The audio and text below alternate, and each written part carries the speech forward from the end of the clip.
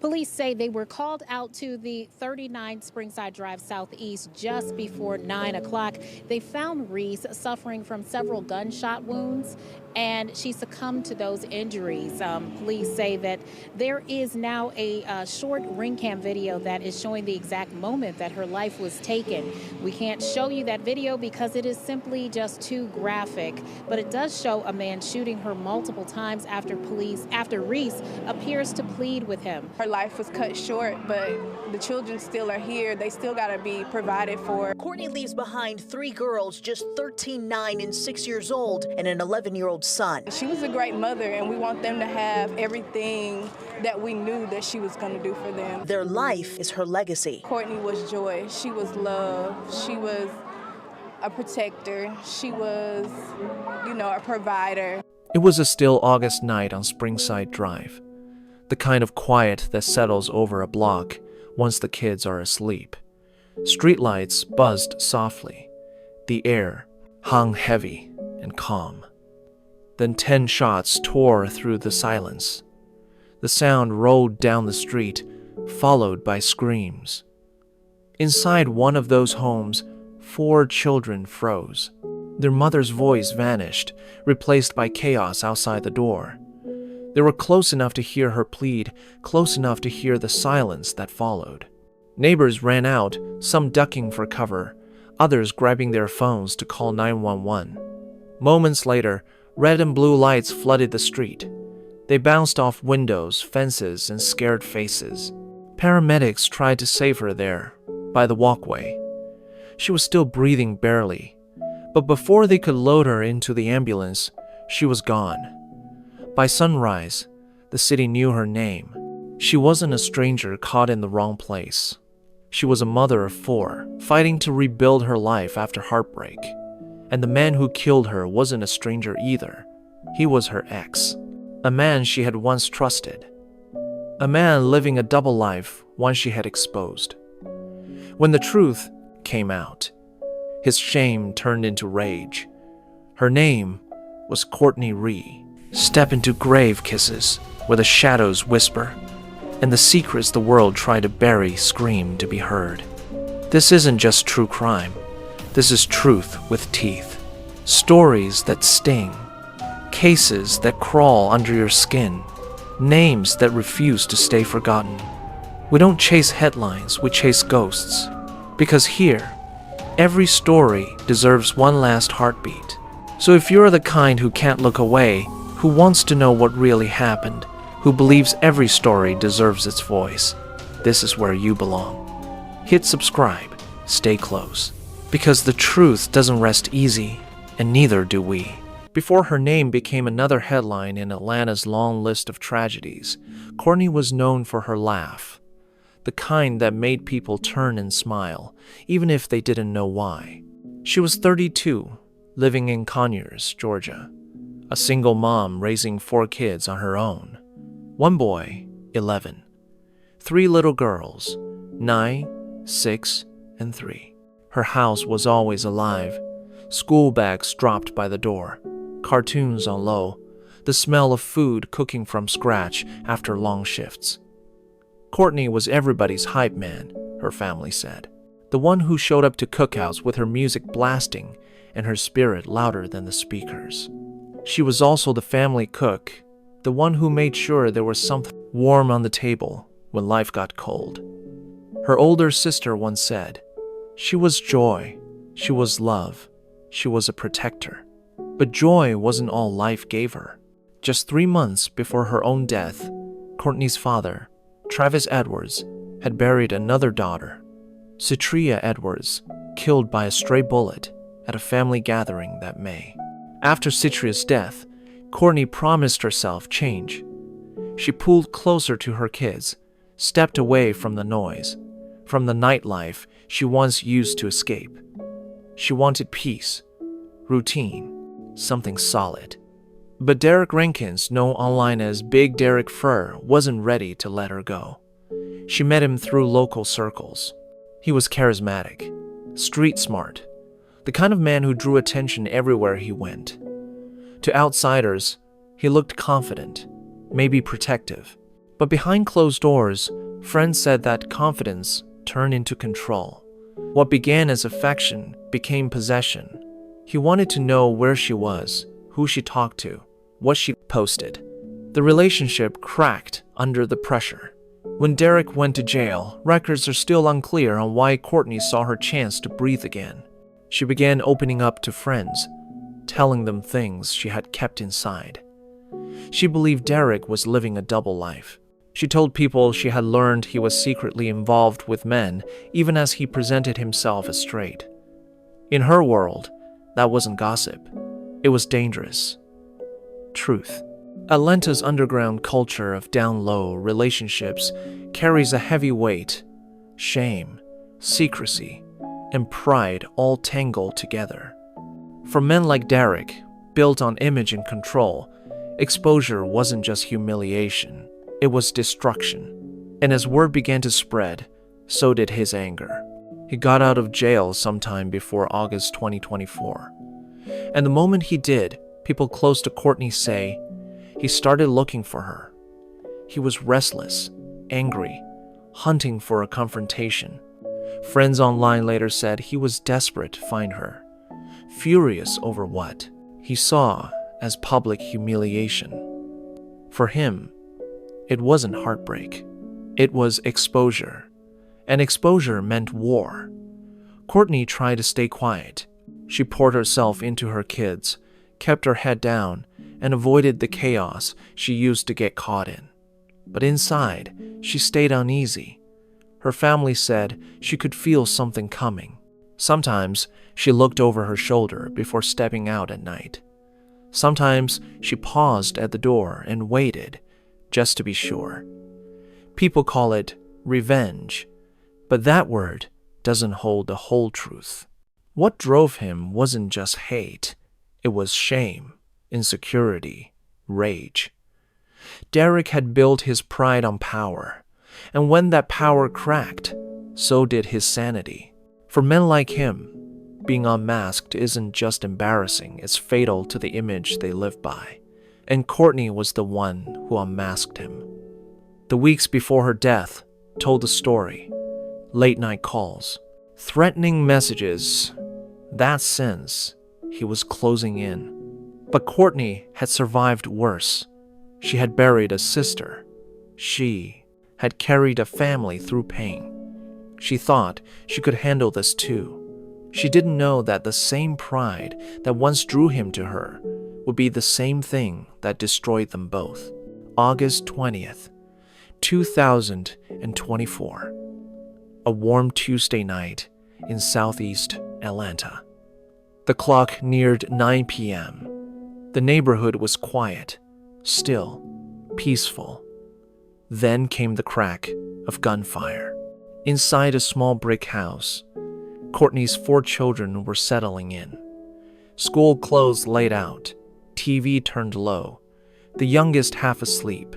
Courtney stepped outside, maybe to take a call, maybe just for a breath of air. But waiting in the dark was the man she had tried to leave behind. Derek Rankins. Witnesses said there were no shouts, no fight, just a pause. The metallic click of a jammed gun, and then the sound that ends everything. Courtney pleaded with him. You can hear it faintly in the Ring camera video that later made its way online, a desperate voice trying to calm someone too far gone. Then came the shots. 10 of them. Each one echoed down the street, bouncing off homes where other families dropped to the floor. Inside, her kids heard everything their mother's voice, the chaos, the silence that followed. The oldest tried to shield the younger ones. They didn't understand what the sounds meant. They thought it was fireworks. When police arrived, neighbors pointed toward the driveway. Derek was already gone. Courtney was still there, barely breathing. Paramedics worked fast, but by the time they lifted her into the ambulance, she was gone. She was only 32. By morning, Atlanta woke up to another headline. We appreciate it. Tonight, we know the identity of a woman shot to death last night while the search for her killer continues.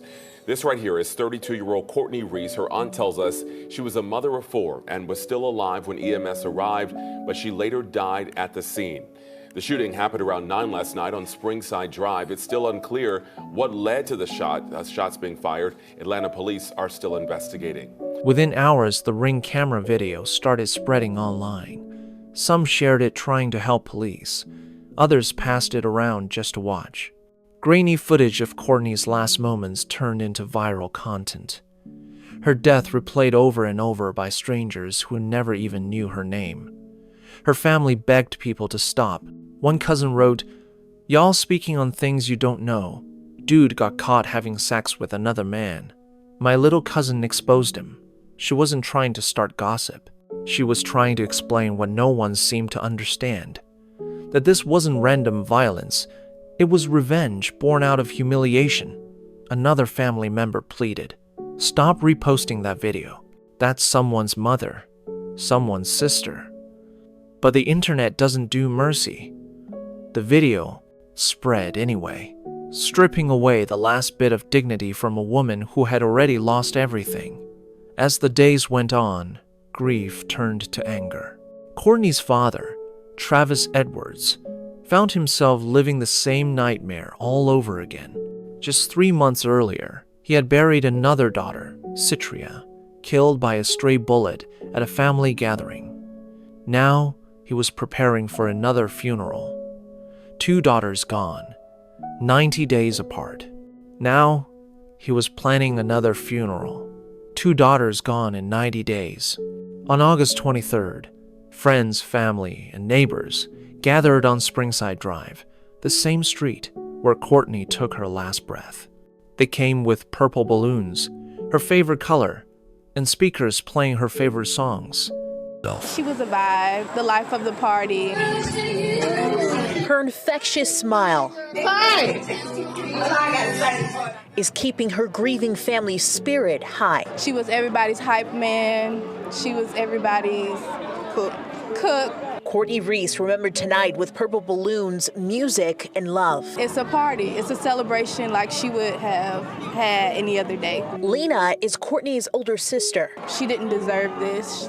Her kids will miss her sisters, her brother, her dad, her mom. The 32-year-old shot 10 times at this home along Springside Drive, south of Cleveland Avenue, Tuesday night. Flowers are now in the place she took her last breath. In a video too graphic to play, Courtney pleads with someone before shots are fired. That person ran away. No arrests have been made. Her life was cut short, but the children still are here. They still got to be provided for. Courtney leaves behind 3 girls, just 13, 9, and 6 years old, and an 11-year-old son. She was a great mother, and we want them to have everything that we knew that she was going to do for them. Their life is her legacy. Courtney was joy. She was love. She was a protector. She was, a provider.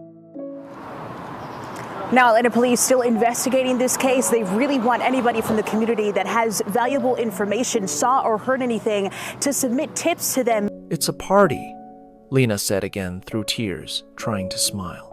A celebration like she would have had any other day. People swayed together, laughing between sobs, trading memories and hugs. The sky turned violet as the balloons lifted into the air, drifting over the city she loved. The children watched them rise, holding tightly to the hands of their aunts and uncles. They didn't understand why everyone was crying, but they understood she was gone. "She did not deserve this," Lena said softly. "Her kids will miss her sisters, her brother, her dad, her mom. We all will." A woman in the crowd turned to a reporter and whispered, "We're tired of losing our women. We're tired of the violence." As night settled, the music faded. Candles burned low, wax spilling into the cracks of the pavement. Smoke hung in the air with the sound of quiet prayers. They grieved through song. They danced through pain. They refused to let her story end with gunfire. While the family mourned, police were already moving. Detectives began tracing his steps following witness accounts, pulling surveillance footage and scouring social media. They believed they knew exactly who had done it. And her family? They never doubted it for a second. Every lead pointed to one name, Derek Rankins, the ex-boyfriend Courtney had feared would come for her. Within days, his face was everywhere. Flyers, phone screens, news alerts. He was wanted for murder, armed, dangerous. Police warned he had threatened others and was unlikely to surrender without a fight. For nearly a week, he vanished. Rumors put him all over on the west side of Atlanta, down through Henry County, even hiding out with friends. But on August 27th, the search ended in Stockbridge, a quiet suburb 30 miles south of the city. That afternoon, the U.S. Marshals and Henry County Police joined Atlanta detectives at a house in the Swan Lake subdivision. They believed Derek was inside. The plan was simple: surround, arrest, and bring him in. But it didn't go that way. According to the Georgia Bureau of Investigation, Rankins opened fire as officers moved in to serve the warrant. Bullets tore through the quiet street. One officer from Atlanta's Fugitive Task Force was hit. Law enforcement fired back. Then, silence. When the gunfire stopped, they found Derek Rankins dead inside the house. Police say they identified Rankins as a suspect. And tonight, Chief Sherbaum says Rankins is dead after an hours-long standoff. This is what we train for. We recruit men and women who have a quality to stand in the gap for their communities. We train weekly and regularly to make sure when an individual who poses harm to community doesn't want to go back to jail, that we can do so with the least risk to the citizens in the area. The GBI opened an independent investigation to determine exactly how he died. Whether the fatal shot came from an officer's weapon or his own hand remains unclear in public reports. What is clear is how it ended, not with an arrest, not with answers, but with another body. A neighbor watching from her porch said it best. It's like the violence just keeps circling. Nobody wins. With Rankins dead, there would be no trial, no cross-examination, no day in court for Courtney's family to look him in the eye and ask why. Justice, as the narrator would say, ended in a gunfight, not a courtroom. For Travis Edwards, there were now 2 graves, 2 daughters gone, and 4 grandchildren left to raise. For Lena and her siblings, there were birthdays that would never be shared again. And for Courtney's children, ages 11, 9, 6, and 3, there were questions no one could answer. The youngest still asks when mommy's coming home. The oldest, old enough to know, doesn't ask at all. Though her killer never faced a jury, Courtney Ree's story still echoes a warning about the weight of secrets and the cost of silence. In the weeks that followed, Atlanta moved on. The headlines faded. The hashtags slowed. But for those who loved her, time stopped. Her name stayed alive in whispers, stories about jealousy, control, and pride. The man who killed her wasn't a stranger. He was a mirror, a reflection of how fragile ego becomes when truth threatens to unravel it. Courtney's death revealed something deeper than a love gone wrong. It showed the danger that hides in control, the belief that silence is owed, that exposure is betrayal, that truth is a weapon. For Derek, being outed felt like destruction. For Courtney, speaking out was supposed to be freedom. In the end, both were trapped in the same storm, one by rage, the other by love. Her 4 children live with that absence every single day. The oldest carries memories he wishes he could forget. The youngest still asks, when is mommy coming back? Her family keeps her alive through them. Birthdays are celebrated. Holidays are softened with laughter that never feels quite the same. Friends say her presence lingers. Her energy didn't leave. It moved into the people who loved her most. Courtney's story is one of them. A reminder that truth should never be fatal. That love without respect is just possession, that breaking silence should never cost a life. She was a mother, a daughter, a sister, a light that refused to dim quietly. And though her voice was silenced on that August night, her name still echoes along Springside Drive. Her name was Courtney Ree, and her truth deserves to be remembered. Thanks for watching. Let me know what you think in the comment section below. If you haven't already, be sure to like this video, subscribe to the channel, and turn on notifications. We upload new true crime content daily, covering cases you know and many you don't. Stick with us as we bring you more stories that deserve to be heard. See you in the next.